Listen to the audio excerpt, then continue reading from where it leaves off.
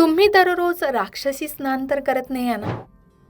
कारण शास्त्रानुसार सकाळी 8 वाजल्यानंतर केलेलं स्नान राक्षसी स्नान मानलं जातं. पण खरंच यामागे काय कारण आहे? चला जाणून घेऊया. आपल्या धर्मग्रंथांमध्ये स्नानाचे 3 प्रकार सांगितले आहेत.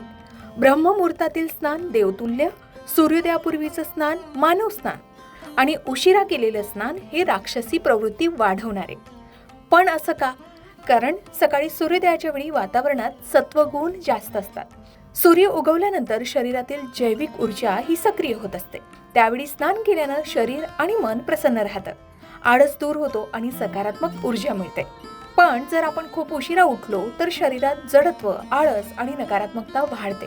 म्हणूनच याला राक्षसी असा प्रतिकात्मक शब्द वापरला गेलाय. याचा अर्थ असा नाही की 8 नंतर अंघोळ केली तर तुम्ही राक्षस होता.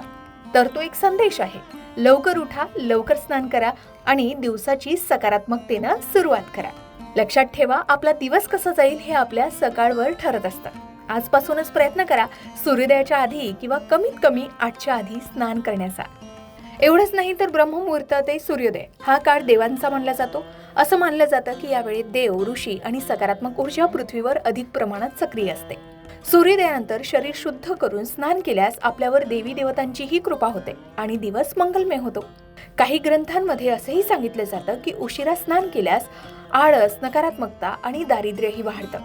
आणि म्हणूनच आपल्या पूर्वजांनी सांगितलंय, सूर्योदयापूर्वी स्नान, आयुष्यभर कल्याण. अध्यात्म आणि विज्ञान दोन्ही एकच सांगतं, योग्य वेळेवर स्नान म्हणजे आरोग्य आणि ऊर्जा.